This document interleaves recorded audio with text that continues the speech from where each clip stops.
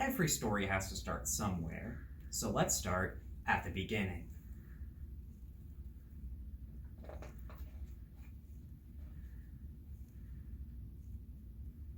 It was Christmas Eve at the Stahlbaum's house.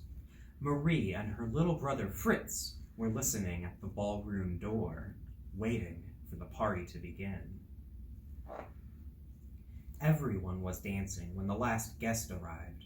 "Godfather!" cried Marie, rushing back to greet him. Herr Drosselmeyer was not only Marie's godfather, but he was also a famous toy maker.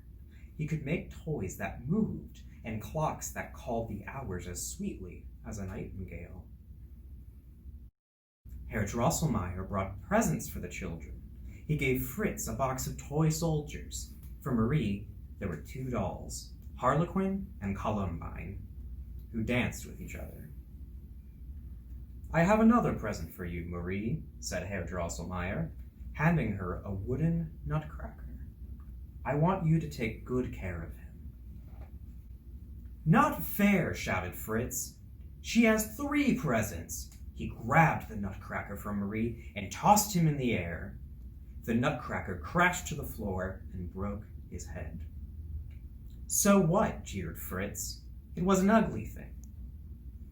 Herr Drosselmeyer bound the nutcracker's head with his handkerchief. Tenderly, Marie took Nutcracker into her arms. She put him under the Christmas tree. Outside in the street, the carriages waited. After a flurry of goodbyes, Fritz and Marie were sent up to bed. "But my poor Nutcracker is all alone," thought Marie. Tiptoeing back downstairs, holding Nutcracker close, she soon fell asleep. Herr Drosselmeyer slipped into the room and, raising his hand, cast a bit of magic. Bong, bong, bong. Marie stirred and rubbed her eyes. The Christmas tree was growing. Around her came a scampering of mice. Squeak, squeak! They were gathering like an army to attack. Their ruler was the Mouse King, who had 7 heads and 7 crowns.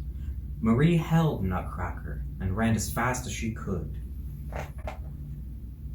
Nutcracker leapt out of Marie's arms and held his sword at the ready. Fritz's toy soldiers took their battle positions. Swords flashed and cannons fired. Boom, boom! Squeak, squeak! Nutcracker fought bravely, but the Mouse King was stronger. "No!" cried Marie. "You shall not hurt him!" She pulled off her slipper and threw it with all her might at the Mouse King. With a hiss, the Mouse King sank to the floor. Gathering up their king, the mice dragged him away. From the shadows, Herr Drosselmeyer saw Marie's bravery. He raised his hand, and Nutcracker was transformed into a handsome prince. The prince bowed to Marie and placed the Mouse King's sparkling crown upon her head. "Come," said the prince. They walked through falling snowflakes to a waiting boat that flew them through the night. "Welcome to my kingdom," said the prince. "But where are we?" asked Marie. "You are in the land of sweets," said the sugar-plum fairy, "coming through the gates of the kingdom. Welcome home, dear prince. We will have a party to celebrate your return." The sugar-plum fairy led the prince and Marie to the seat of honor. Coffee, chocolate, Chinese tea, marzipan, and Mother Ginger in her polichinelles danced for them. Pink roses waltzed. At last, the sugar-plum fairy danced. She seemed lighter than air.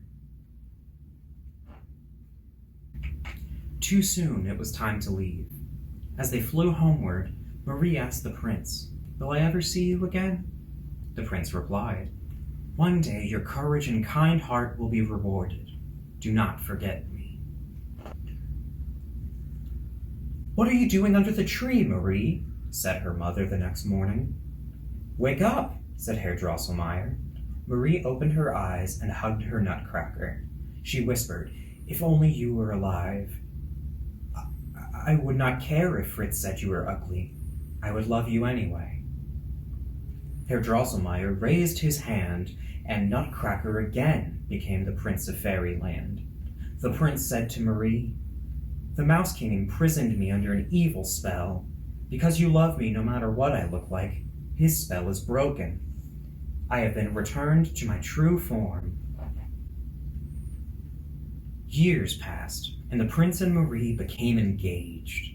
After their wedding, they rode to the land of sweets in a coach trimmed in gold, drawn by 4 silver horses.